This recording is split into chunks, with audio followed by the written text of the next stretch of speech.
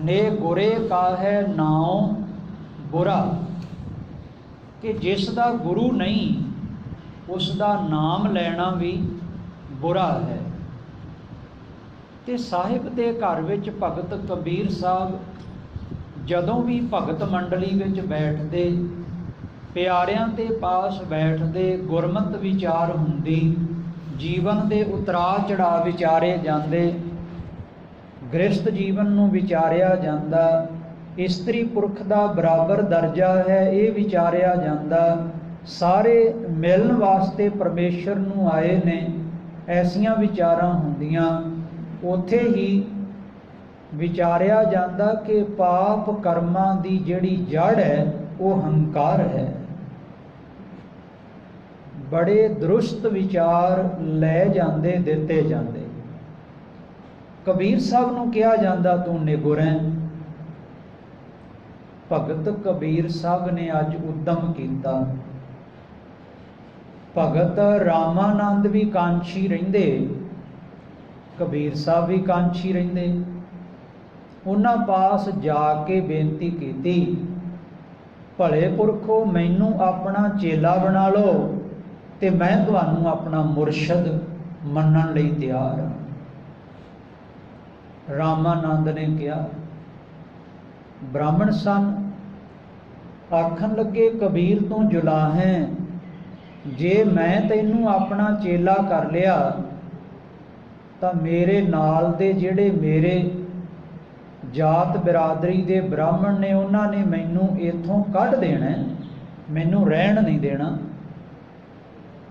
इस वास्ते मैं तैनू शूदर नू अपना चेला नहीं बना सकता। सानू तां मनाही है शूदर दे परछावें तो भी नहीं, दूर रहना, परछावां भी नहीं पैना चाहिए। भगत कबीर साहब चुप करके वापस आ गए, पर मन विच चेतना चाहत कि मैनू पूरी कांछी विच सच्चा पुरख मिल गया है, फिर मैं उसका चेला क्यों ना होवां। ते सत संगत रामानंद अमृत वेले इशनान करन गंगा दे घाट ते जांदे।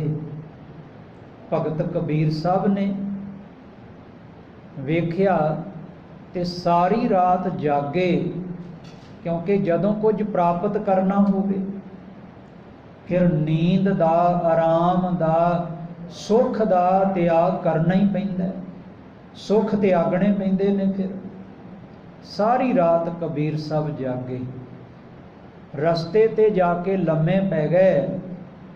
पता है रामानंद ने उठदियां सार गंगा वल आउणा।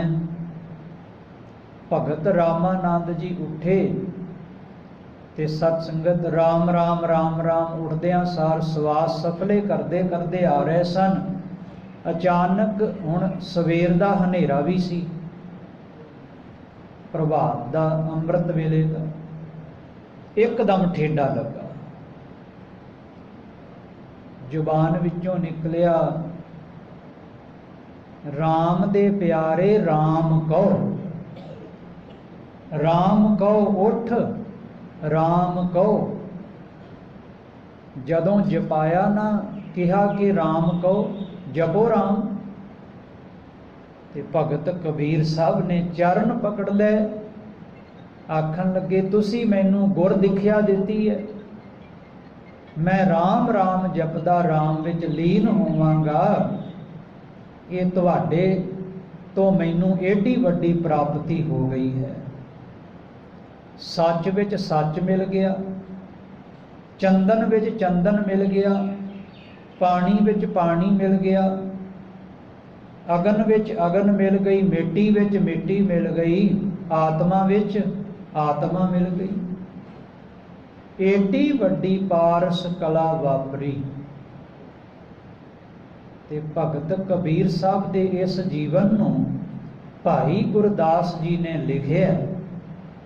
उन्होंने बहुत प्यारा वाक लिखिया कि लम्मा पिया कबीर ते थाई, पैरी टुंब उठालिया, बोलो राम सिख समझाई। ਤੇ ਭਾਈ ਗੁਰਦਾਸ ਜੀ ਕਹਿੰਦੇ ਝਰਨਾ ਝਰਦਾ ਨਿਜਰੋ ਗੁਰਮੁਖ ਬਾਣੀ ਅਘੜ ਕਢਾਈ RAM ਕਬੀਰ ਭੇਦ ਨਾ ਭਾਈ। ਝਰਨੇ ਵਿੱਚੋਂ ਹੋਰ ਝਰਨਾ ਚੱਲ ਪਿਆ, ਪਾਰਸ ਨਾਲ ਹੋਰ ਪਾਰਸ ਜੁੜ ਗਿਆ। ਕਹਿੰਦੇ ਨਦੀ ਨਾਲ ਹੋਰ ਨਦੀ ਆ ਕੇ ਰਲ ਗਈ, ਸਾਗਰ ਦੇ ਨਾਲ ਹੋਰ ਸਾਗਰ ਦੀਆਂ ਲਹਿਰਾਂ ਬਣ ਕੇ ਲਹਿਰਾਂ ਸਾਗਰ 'ਚੋਂ ਬਣੀਆਂ ਸਾਗਰ ਵਿੱਚ ਹੀ ਸਮਾ ਗਈਆਂ। ਭਗਤ ਨਾਲ ਭਗਤ ਜੁੜਿਆ, ਇੱਕ ਮਿਕ ਹੋ ਗਏ, ਅਭੇਦ ਹੋ ਗਏ। ਜਿਵੇਂ ਆਪਾਂ ਦੇਖਦੇ ਹਾਂ ਦਰਖਤ, ਜਦੋਂ ਦਰਖਤ ਦੇ ਉੱਤੇ ਬਹਾਰ ਆਏਗੀ ਬਸੰਤ ਦੀ, ਤੇ ਉਹ ਦਰਖਤ ਵਿੱਚੋਂ ਅਨੇਕਾਂ ਹੋਰ ਨਵੀਆਂ ਸ਼ਾਖਾ ਪੈਦਾ ਹੋ ਜਾਂਦੀਆਂ ਨੇ। ਫਿਰ ਉਹ ਪਹਿਲਾਂ ਵਾਲੀਆਂ ਨਾਲ ਮਿਲ ਜਾਂਦੀਆਂ ਨੇ। 6 ਮਹੀਨੇ ਲੱਗ ਜਾਣਗੇ, 4 ਮਹੀਨੇ ਲੱਗ ਜਾਣਗੇ। ਜਿਤਨੀਆਂ ਨਵੀਆਂ ਸ਼ਾਖਾ ਪੈਦਾ ਹੋਣ ਉਹ ਦਰਖਤ ਦੀਆਂ ਦਰਖਤ ਦੇ ਨਾਲ ਇੱਕ ਮਿਕ ਹੋ ਜਾਂਦੀਆਂ ਨੇ। ਇਸੇ ਪ੍ਰਕਾਰ ਆਪਾਂ ਪਰਿਵਾਰਾਂ ਵਾਲੇ ਹਾਂ, ਗ੍ਰਸਤੀ ਹਾਂ, ਤੇ ਦੇਖਦੇ ਹਨ ਜਦੋਂ ਤਾਂ ਘਰ ਵਿੱਚ ਧੀ, ਘਰ ਵਿੱਚ ਪੁੱਤਰ ਵਿਆਹ ਕੇ ਧੀ ਬਣਾ ਕੇ ਸੱਸ ਸਹੁਰਾ ਨੂੰਹ ਨੂੰ ਲਿਆਉਂਦੇ ਨੇ, ਜਦੋਂ ਤਾਂ ਪਹਿਲਾ ਮਹੀਨਾ ਬੀਤਦਾ ਤੇ ਵੱਖਰਾਪਨ ਜਿਹਾ ਲੱਗਦਾ, ਤੇ ਜਦੋਂ ਹੁਣ ਹੋ ਗਏ 4-5 ਮਹੀਨੇ 6 ਮਹੀਨੇ, ਫਿਰ ਕੀ ਕਹਿੰਦੇ ਨੇ? ਫਿਰ ਕਹਿੰਦੇ ਨੇ ਇਹ ਤਾਂ ਪਰਿਵਾਰ ਦਾ ਹਿੱਸਾ ਬਣ ਗਏ ਨੇ, ਇਹ ਪਰਿਵਾਰ ਬਣ ਗਏ ਨੇ, ਇੱਕ ਮਿਕ ਹੋ ਗਏ ਨੇ, ਪਤਾ ਹੀ ਨਹੀਂ ਲੱਗਦਾ। ਕਈ ਵਾਰ ਤਾਂ ਤੁਸੀਂ ਇਹ ਵੀ ਦੇਖੋਗੇ ਨਾ, ਦਾਸ ਬੇਨਤੀ ਕਰ ਦਿੰਦਾ ਹੈ, ਪਤੀ ਪਤਨੀ ਦਾ ਚਿਹਰਾ ਮੋਹਰਾ ਇੰਨਾ ਰਲਦਾ ਮਿਲਦਾ ਜੁਲਦਾ ਹੁੰਦਾ, ਇੱਕ ਜੈਸੇ। ਕਈ ਵਾਰ ਤਾਂ ਦੇਖਣ ਵਾਲਾ ਭੁਲੇਖਾ ਖਾ ਜਾਂਦਾ, ਕਹਿੰਦਾ ਭੈਣ ਭਰਾ ਤਾਂ ਨਹੀਂ ਕਿਤੇ, ਇੱਕੋ ਮਾਂ ਦੇ ਜਾਏ ਤਾਂ ਨਹੀਂ, ਇੱਕੋ ਖੂਨ ਤਾਂ ਨਹੀਂ, ਇੱਕ ਮਿਕ ਕਿਉਂ ਹੋ ਗਏ, ਇੱਕ ਜੈਸੇ ਕਿਉਂ ਹੋ ਗਏ? ਕਿਉਂਕਿ ਦੋ ਆਤਮਾਵਾਂ ਦਾ ਮੇਲ ਹੋ ਗਿਆ। ਸਾਨੂੰ ਠੀਕ ਹੈ ਸਰੀਰ ਦਿਸਦਾ ਹੈ, ਸਾਨੂੰ ਜੋਤ ਨਹੀਂ ਦਿਸਦੀ, ਪਰ ਜਿੱਥੇ ਆਪਾਂ ਮੱਥਾ ਆ ਕੇ ਟੇਕਦੇ ਆ ਨਾ, ਸਤਿਗੁਰੂ ਨੂੰ ਜੋਤ ਦਿਸਦੀ ਹੈ।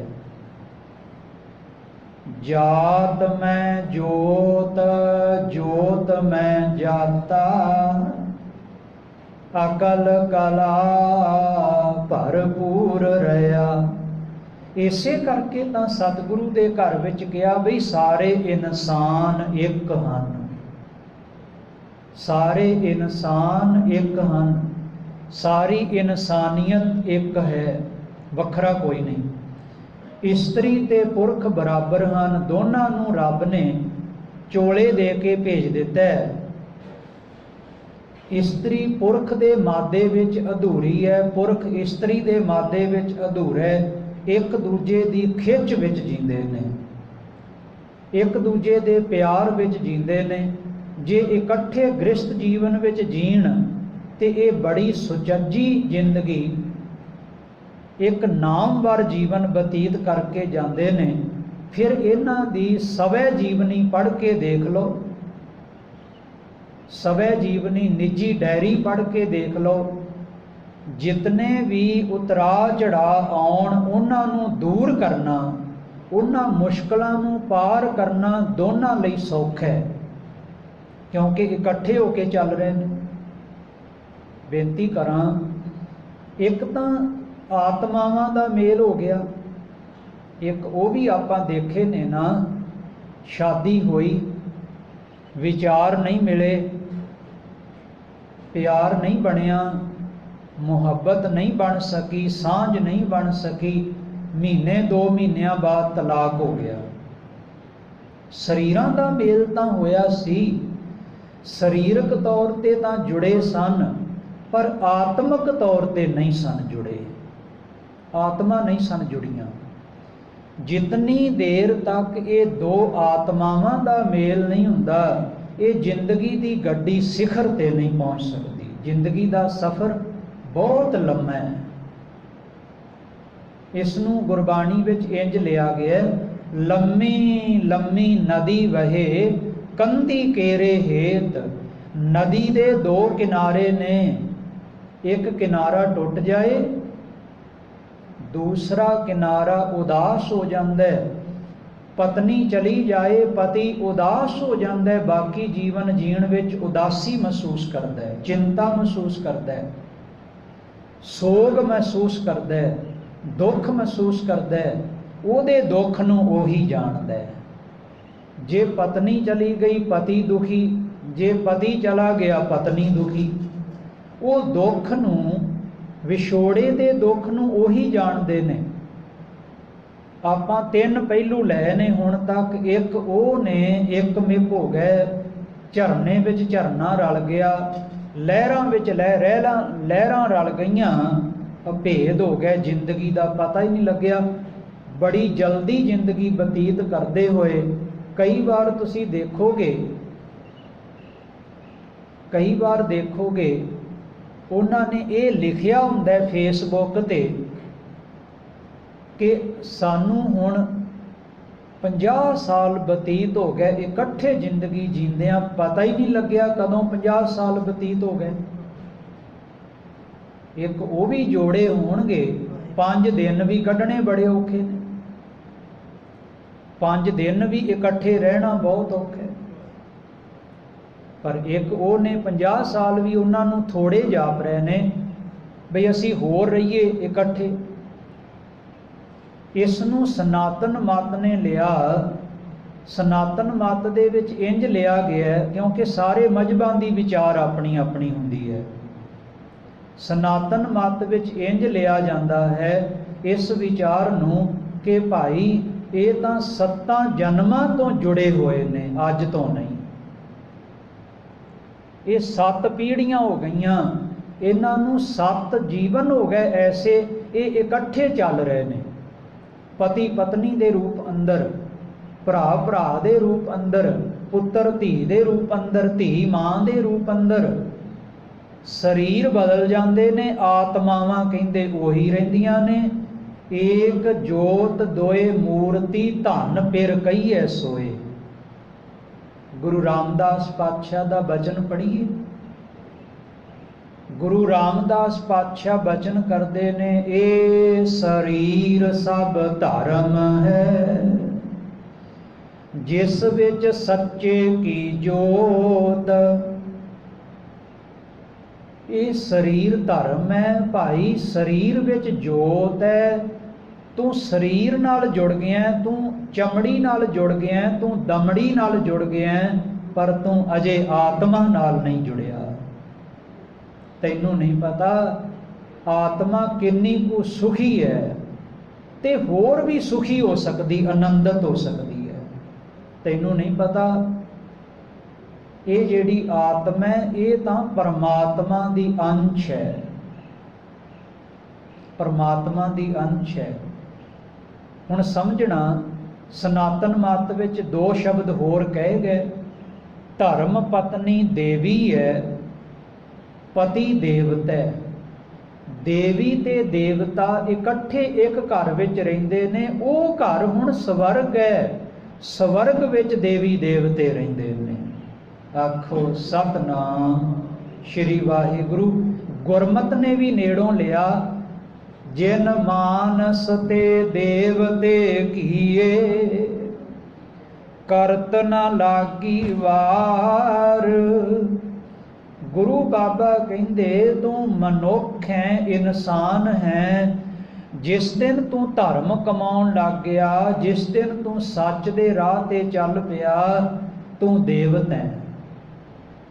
ਇਸਤਰੀ ਦੇਵੀ ਹੈ, ਇਹ ਪੂਜਣ ਯੋਗ ਹੈ ਮਾਂ, ਸਨਮਾਨ ਯੋਗ ਹੈ ਧਰਮ ਪਤਨੀ, ਸਤਕਾਰ ਯੋਗ ਹੈ ਭੈਣ, ਸਤਕਾਰ ਯੋਗ ਹੈ ਮਾਂ, ਸਤਕਾਰ ਯੋਗ ਹੈ ਦਾਦੀ।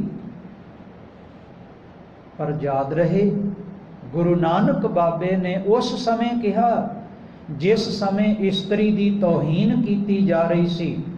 ਮੰਦਰ ਵਿੱਚ ਨਹੀਂ ਸੀ ਵੜਨ ਦਿੱਤਾ ਜਾਂਦਾ, ਮਸੀਤ ਵਿੱਚ ਨਹੀਂ ਸੀ ਵੜਨ ਦਿੱਤਾ ਜਾਂਦਾ, ਜਿਸ ਨੂੰ ਧਰਮ ਨਹੀਂ ਸੀ ਕਮਾਉਣ ਦਿੱਤਾ ਜਾਂਦਾ, ਜਨੇਊ ਨਹੀਂ ਸੀ ਪਾਉਣ ਦਿੱਤਾ ਜਾਂਦਾ, ਸੁन्नत ਵਰਗਾ ਕਰਮ ਇਸਤਰੀ ਲਈ ਨਹੀਂ ਸੀ। ਸਤਿਗੁਰੂ ਆਏ, ਆਵਾਜ਼ ਦਿੱਤੀ, ਸੋ ਕਿਉ ਮੰਦਾ ਆਖੀਐ ਜਿਤ ਜੰਮੈ ਰਾਜਾਨ। ਗ੍ਰਸਥ ਜੀਵਨ ਵਿੱਚ ਬਰਾਬਰ ਕੀਤਾ, ਬਰਾਬਰ ਸੰਗਤ ਵਿੱਚ ਬਿਠਾਇਆ, ਬਰਾਬਰ ਪੰਗਤ ਵਿੱਚ ਬਿਠਾਇਆ, ਬਰਾਬਰ ਧਰਮ ਕਮਾਉਣ ਤੇ ਲਾ ਦਿੱਤਾ। ਕਹਿੰਦੇ ਇਹ ਵੀ ਧਰਮ ਕਮਾਵੇ, ਇਹ ਵੀ ਬਾਣੀ ਕਮਾਵੇ, ਇਹ ਵੀ ਸੱਚ ਕਮਾਵੇ। ਗੁਰੂ ਸਵਾਰਿਓ, ਸੰਖੇਪ ਕਰ ਲਈਏ ਕਿਉਂਕਿ ਨਿਸ਼ਚਿਤ ਸਮਾਂ ਹੈ। ਬੇਨਤੀ ਕਰ ਰਿਹਾ ਕਿ ਇੱਕ ਉਹ ਆਤਮਾਵਾਂ ਇਹ ਐਸੀਆਂ ਨੇ, ਐਸੀਆਂ ਦੋ ਆਤਮਾਵਾਂ ਦਾ ਮੇਲ ਹੈ। ਏਕ ਜੋਤ ਦੋਏ ਮੂਰਤੀ, ਧਨ ਫਿਰ ਕਹੀਐ ਸੋਏ। ਇਸ ਨੂੰ ਵਿਦਵਾਨਾਂ ਨੇ ਲਿਖਿਆ, ਦੋ ਦੀਵੇ ਅਲੱਗ ਅਲੱਗ ਪੈ ਰਹਿਣ ਤੇ ਆਪਾਂ ਇੱਕ ਸ਼ਬਦ ਆਮ ਕਹਿੰਦੇ ਆ, ਤੁਹਾਡੇ ਜ਼ੁਬਾਨ ਤੇ ਰਹਿੰਦਾ, ਸਮਾਜ ਦੀ ਜ਼ੁਬਾਨ ਤੇ ਕੀ ਰਹਿੰਦਾ? ਵੇਖੋ ਜੀ ਦੀਵੇ ਥੱਲੇ ਹਨੇਰਾ। ਸਾਡੀ ਜ਼ੁਬਾਨ ਤੇ ਇਹ ਗੱਲ ਰਹਿੰਦੀ ਹੈ। ਪਰ ਸਤਿਗੁਰੂ ਕਹਿੰਦੇ ਹੁਣ ਦੋਵਾਂ ਦੀਵਿਆਂ ਨੂੰ ਆਮੋ ਸਾਹਮਣੇ ਨੇੜੇ ਨੇੜੇ ਰੱਖ ਦਿਓ। ਇੱਕ ਘਰ ਵਿੱਚ ਰੱਖ ਦਿਓ, ਇੱਕ ਕਮਰੇ ਵਿੱਚ ਰੱਖ ਦਿਓ, ਇੱਕ ਪਰਿਵਾਰ ਵਿੱਚ ਰੱਖ ਦਿਓ, ਇੱਕ ਸੰਸਾਰ ਵਿੱਚ ਰੱਖ ਦਿਓ, ਇੱਕ ਥਾਂ ਤੇ ਰੱਖ ਦਿਓ। ਉਹ ਦੀਵਾ ਇੱਕ ਦੂਜੇ ਦੀਵੇ ਨਾਲ ਰਲ ਕੇ ਦੂਜੇ ਦੀਵੇ ਦੇ ਥੱਲੇ ਦਾ ਹਨੇਰਾ ਦੂਰ ਕਰ ਦੇਗਾ। ਐਸਾ ਹੀ ਕਰਨਾ ਹੈ ਗ੍ਰਸਥ ਜੀਵਨ ਵਿੱਚ। ਜੇ ਜਪਜੀ ਸਾਹਿਬ ਪੜ੍ਹਨਾ ਪਤੀ ਲਈ ਜ਼ਰੂਰੀ ਹੈ ਤੇ ਪਤਨੀ ਲਈ ਵੀ ਜ਼ਰੂਰੀ ਹੈ, ਜਾਂ ਇੰਜ ਕਹਾਂ ਨਿਤਨੇਮ ਦੋਨਾਂ ਲਈ ਜ਼ਰੂਰੀ ਹੈ। ਹੋਰ ਪਤਾ ਕੀ ਜ਼ਰੂਰੀ ਹੈ? ਇਦੋਂ ਅੱਗੇ ਦੋਵੇਂ ਇਕੱਠੇ ਬੈਠ ਕੇ ਨਿਤਨੇਮ ਕਰਨ। ਘਰ ਗ੍ਰਸਥ ਇਹ ਸਵਰਗ ਬਣ ਜਾਏਗਾ। ਦੋਵੇਂ ਅੰਮ੍ਰਿਤਧਾਰੀ ਹੋਣ, ਇਹ ਵੀ ਗੁਰ ਮਰਿਆਦਾ ਵਿੱਚ ਆਇਆ। ਇਹ ਵੀ ਆਇਆ ਦੋਨੇ ਇੱਕ ਦੂਜੇ ਦੇ ਸਹਿਯੋਗੀ ਹੋਣ, ਰਲ ਕੇ ਚੱਲਣ, ਮਿਲ ਕੇ ਚੱਲਣ, ਸਹਿਯੋਗ ਕਰਨ। ਪਰ ਜਿਹੜੇ ਸਮਾਜ ਵਿੱਚ ਆਪਾਂ ਰਹਿੰਦੇ ਆ ਨਾ, ਇੱਥੇ ਤਾਂ ਮਨੁੱਖ ਪ੍ਰਧਾਨ ਸਮਾਜ ਹੈ, ਪੁਰਖ ਪ੍ਰਧਾਨ ਸਮਾਜ ਹੈ। ਪੁਰਖ ਕੀ ਕਰਦਾ? ਮੰਜੇ ਤੇ ਬੈਠਾ ਆਰਡਰ ਮਾਰ ਰਿਹਾ, ਲਿਆਓ ਭੋਜਨ, ਲਿਆਓ ਪਾਣੀ, ਲਿਆਓ ਮੇਰੇ ਪ੍ਰੈਸ ਕੀਤੇ ਕੱਪੜੇ, ਲਿਆਓ ਮੇਰੇ ਵਾਸਤੇ ਆਹ ਚੀਜ਼ ਲਿਆਓ, ਉਹ ਚੀਜ਼ ਲਿਆਓ। ਇਹ ਅਫਸਰ ਬਾਹਰ ਵੀ ਹੈ ਤੇ ਇਹ ਘਰੇ ਵੀ ਅਫਸਰੀ ਦਿਖਾਉਂਦਾ। ਇਹ ਕਹਿੰਦਾ ਨਹੀਂ ਮੈਂ ਵੱਡਾ, ਮੈਂ ਮਹਾਨ ਹਾਂ। ਗੁਰੂ ਸਵਾਰਿਓ, ਤੁਸੀਂ ਕਹਿੰਦੇ ਹੋ ਅਮਰੀਕਾ, ਕੈਨੇਡਾ, ਇੰਗਲੈਂਡ ਇਹ ਦੇਸ਼ ਕਿਉਂ ਤਰੱਕੀ ਵਿੱਚ ਨੇ? ਇਸੇ ਕਰਕੇ ਤਰੱਕੀ ਵਿੱਚ ਨੇ। ਉੱਥੇ ਪੁਰਖ ਆਪਣੇ ਕੱਪੜੇ ਆਪ ਪ੍ਰੈਸ ਕਰਦਾ, ਆਪਣੀ ਰੋਟੀ ਆਪ ਬਣਾਉਂਦਾ, ਆਪਣੇ ਕਮਰੇ ਦੀ ਆਪ ਸਫਾਈ ਕਰਦਾ, ਆਪਣਾ ਸਾਰਾ ਕਰਮ ਆਪ ਕਰਦਾ। ਉਹ ਦੇਸ਼ ਤਰੱਕੀ ਵਿੱਚ ਨੇ।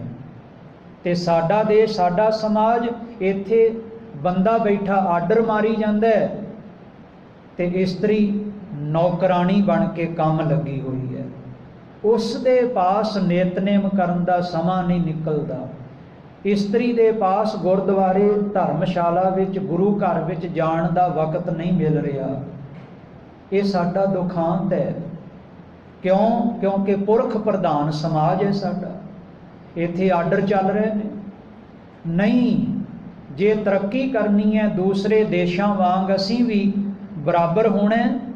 ਜੇ ਬਰਾਬਰ ਦਾ ਦਰਜਾ ਇਸਤਰੀ ਨੂੰ ਗੁਰੂ ਨਾਨਕ ਦੇ ਘਰ ਨੇ ਦਿੱਤਾ, ਐਵੇਂ ਨਹੀਂ ਪੰਜ ਪਿਆਰੇ ਅੰਮ੍ਰਿਤ ਤਿਆਰ ਕਰਦੇ ਤੇ ਇਸਤਰੀ ਪਤਾਸੇ ਪਾਉਂਦੀ ਹੈ, ਐਵੇਂ ਨਹੀਂ। ਉਹ ਪਰੰਪਰਾ ਨੂੰ, ਮਰਿਆਦਾ ਨੂੰ ਅੱਜ ਵੀ ਨਿਭਾਉਣਾ ਚਾਹੀਦਾ ਸਾਨੂੰ। ਪੰਜ ਪਿਆਰੇ ਤਿਆਰ ਬਰ ਤਿਆਰ ਹੋਣ, ਇੱਕ ਤਿਆਰ ਬਰ ਤਿਆਰ ਸਿੰਘਣੀ ਇਸਤਰੀ ਦੇ ਹੱਥੋਂ ਪਤਾਸੇ ਪਵਾਏ ਜਾਣ, ਤਾਂ ਕਿ ਜਿਹੜੀ ਜ਼ਿੰਦਗੀ ਦੀ ਮਿਠਾਸ ਹੈ ਉਹ ਇਸਤਰੀ ਦੇ ਜੀਵਨ ਵਿੱਚੋਂ ਸਾਨੂੰ ਮਿਲੇ। ਕਿਉਂਕਿ ਘਰ ਜੀਵਨ ਗ੍ਰਸਥ ਉਹੀ ਮਿਠਾਸ ਨਾਲ ਭਰਿਆ ਜਿੱਥੇ ਇਸਤਰੀ ਪੁਰਖ ਇੱਕ ਦੂਜੇ ਨੂੰ ਸਹਿਯੋਗ ਦਿੰਦੇ, ਇੱਕ ਦੂਜੇ ਦੇ ਹੁਕਮ ਵਿੱਚ ਤੁਰਦੇ, ਇੱਕ ਦੂਜੇ ਦੀ ਸਲਾਹ ਨਾਲ ਤੁਰਦੇ, ਗ੍ਰਸਤ ਜੀਵਨ ਨੂੰ ਪ੍ਰਧਾਨਤਾ ਦਿੱਤੀ ਹੈ। ਗੁਰੂ ਨਾਨਕ ਦਾ ਇਹ ਘਰ ਹੈ, ਆਪ ਗੁਰੂ ਸਾਹਿਬਾਨ ਗ੍ਰਸਤੀ ਹੋਏ, ਇੱਥੇ ਪ੍ਰਧਾਨਤਾ ਹੈ। ਧਰਮ ਕੀ ਹੈ ਸੰਖੇਪ ਕਹਿ ਕੇ ਫਿਰ ਖਿਮਾ ਮੰਗਾ ਗੁਰੂ ਸਵਾਰਿਓ। ਅਸੀਂ ਸਾਰੇ ਸਮਾਜਿਕ ਜੀਵ ਹਾਂ, ਅਸੀਂ ਕਿਰਤੀ ਹਾਂ, ਅਸੀਂ ਧਰਮੀ ਹਾਂ। ਪਹਿਲੀ ਗੱਲ ਕੀ ਹੈ ਪੱਲੇ ਬੰਨਣ ਵਾਲੀ ਕਿ ਜਦੋਂ ਸਾਡੇ ਦਰਵਾਜ਼ੇ ਤੇ ਕੋਈ ਲੋੜਵੰਦ ਆਇਆ, ਉਸ ਦੀ ਝੋਲੀ ਵਿੱਚ ਕੁਝ ਨਾ ਕੁਝ ਜ਼ਰੂਰ ਪਾਓ। ਉਸ ਮੰਗਣ ਵਾਲੇ ਮੰਗਤੇ ਨੂੰ ਝਿੜਕੋ ਨਾ, ਉਸ ਦਾ ਦਿਲ ਨਾ ਦੁਖਾਓ। ਇੱਕ ਫਿੱਕਾ ਨਾ ਗਲਾਏ ਸਭਨਾ ਮੈਂ ਸੱਚਾ ਧਣੀ, ਕੁਝ ਨਾ ਕੁਝ ਦਿਓ ਜੋ ਤੁਸੀਂ ਦੇ ਸਕਦੇ ਹੋ ਸਮਰੱਥਾ ਮੁਤਾਬਕ। ਪਹਿਲੀ ਗੱਲ। ਦੂਜੀ ਗੱਲ, ਜਿਵੇਂ ਅੱਜ ਲੋੜ ਪਈ ਹੈ ਲੰਗਰਾਂ ਦੀ, ਲੰਗਰ ਲਾਏ ਜਾ ਰਹੇ ਨੇ ਲੋੜਵੰਦਾਂ ਲਈ, ਦਿਹਾੜੀਦਾਰਾਂ ਲਈ, ਇਹ ਵੀ ਇੱਕ ਸਿਮਰਨ ਹੈ, ਇਹ ਵੀ ਇੱਕ ਸਿਮਰਨ ਹੈ। ਇਸ ਵਿੱਚ ਅਸੀਂ ਆਪਣੀ ਕਿਰਤ ਦੇ ਸਮਰੱਥਾ ਮੁਤਾਬਕ ਜਿਤਨਾ ਜਿਤਨਾ ਵੀ ਯੋਗਦਾਨ ਪਾਵਾਂਗੇ, ਉਹ ਪਾਇਆ ਹੋਇਆ ਯੋਗਦਾਨ ਸਾਡੇ ਜੀਵਨ ਨੂੰ, ਸਾਡੀ ਕਿਰਤ ਨੂੰ, ਸਾਡੇ ਖਜ਼ਾਨਿਆਂ ਨੂੰ ਬਰਕਤਾਂ ਨਾਲ ਭਰ ਦੇਵੇਗਾ। ਯੋਗਦਾਨ ਜ਼ਰੂਰ ਪਾਈਏ। ਤੇ ਇਸੇ ਪ੍ਰਕਾਰ ਤੀਜਾ ਸ਼ਬਦ ਕਹਿ ਰਿਹਾ ਹਾਂ, ਸਮਾਜ ਦੀ ਸੇਵਾ ਹੀ ਰੱਬ ਦੀ ਸੇਵਾ ਹੈ। ਰੱਬ ਨੂੰ ਦੇਖਣਾ, ਸਮਾਜਿਕ ਜੀਵਾਂ ਵਿੱਚੋਂ ਉਸ ਨੂੰ ਦੇਖੋ। ਕਦੇ ਇਹ ਨਾ ਸੋਚਣਾ ਕਿ ਜਿਹੜਾ ਰੱਬ ਹੈ ਉਹ ਵੱਖਰੀ ਕੋਈ ਮੂਰਤ ਬਣਾ ਕੇ ਮੇਰੇ ਸਾਹਮਣੇ ਆ ਜਾਏਗਾ। ਨਹੀਂ ਨਹੀਂ, ਆ ਜਿਤਨੀਆਂ ਉਸ ਨੇ ਮੂਰਤਾਂ ਬਣਾਈਆਂ ਨੇ ਨਾ, ਇਹ ਸਾਰੀਆਂ ਉਸ ਰੱਬ ਦੀਆਂ ਹੀ ਨੇ, ਇਹ ਰੱਬ ਹੀ ਨੇ, ਇਹ ਸਾਰੀਆਂ ਮੂਰਤਾਂ ਰੱਬ ਨੇ। ਪਰ ਇਹਨਾਂ ਨੂੰ ਰੱਬ ਦੇਖਣ ਵਾਸਤੇ ਤੈਨੂੰ ਗੁਰੂ ਪਾਸੋਂ ਅੱਖ ਲੈਣੀ ਪੈਣੀ ਹੈ, ਗੁਰੂ ਪਾਸੋਂ ਗਿਆਨ ਦਾ ਸੁਰਮਾ ਲੈਣਾ ਪੈਣਾ। ਗਿਆਨ ਅੰਜਨ ਜਾ ਕੀ ਨੇਤਰੀ ਪੜਿਆ, ਸਰਬ ਰੂਪ ਪਰਗਾਸਾ। ਉਹਨਾਂ ਨੂੰ ਸਾਰੀ ਕਾਇਨਾਤ ਰੱਬ ਦਿਖਾਈ ਦੇਣ ਲੱਗ ਗਈ, ਕਿਉਂਕਿ ਕੁਦਰਤ ਕਰਕੇ ਵਸਿਆ ਸੋਏ, ਵਕਤ ਵਿਚਾਰੇ ਸੋ ਬੰਦਾ ਹੋਏ। ਕੁਦਰਤ ਹੈ ਕੀਮਤ ਨਹੀਂ ਪਾਏ, ਜਾਂ ਕੀਮਤ ਪਾਏ ਤਾਂ ਕਹੀ ਨਾ ਜਾਏ। ਸਾਡਾ ਅਗਲਾ ਫਰਜ਼ ਪਤਾ ਕੀ ਹੈ? ਅਸੀਂ ਕੀਤੇ ਕਰਮ ਤੇ ਅਹੰਕਾਰ ਨਹੀਂ ਕਰਨਾ। ਜੇ ਮਿਠਾਸ ਚਾਹੁੰਦੇ ਆ, ਨਿਮਾਣਤਾ ਬਣਾਈ ਰੱਖੀਏ। ਸਾਹਿਬ ਕਿਰਪਾ ਕਰਨ ਸਾਡੇ ਸਭਨਾਂ ਨੂੰ ਗ੍ਰਸਤ ਜੀਵਨ ਜੀਂਦਿਆਂ ਹੋਇਆਂ ਗੁਰੂ ਦੀ ਅਸੀਸ ਮਿਲਦੀ ਰਹੇ, ਗੁਰੂ ਦਾ ਪਿਆਰ ਮਿਲਦਾ ਰਹੇ, ਗੁਰੂ ਦੀ ਮੱਤ, ਗੁਰੂ ਦੀ ਬਾਣੀ, ਗੁਰੂ ਦਾ ਉਪਦੇਸ਼ ਮਿਲੇ। ਗੁਰਮਤਿ ਸਾਚੀ, ਸਾਚਾ ਵਿਚਾਰ, ਵਿਚਾਰ ਵੀ ਸੱਚਾ ਹੈ, ਗੁਰਮਤਿ ਵੀ ਸੱਚੀ ਹੈ। ਅਸੀਂ ਸੱਚਾ ਜੀਵਨ ਬਤੀਤ ਕਰਨਾ, ਚੜ੍ਹਦੀ ਕਲਾ ਵਾਲਾ ਜੀਵਨ ਬਤੀਤ ਕਰਨਾ, ਗੁਰੂ ਦੀ ਭੈ ਭਾਵਨੀ ਵਿੱਚ ਜੀਵਨ ਬਤੀਤ ਕਰਨਾ। ਸਤਿਗੁਰੂ ਹਾਜ਼ਰੀਆਂ ਪ੍ਰਵਾਨ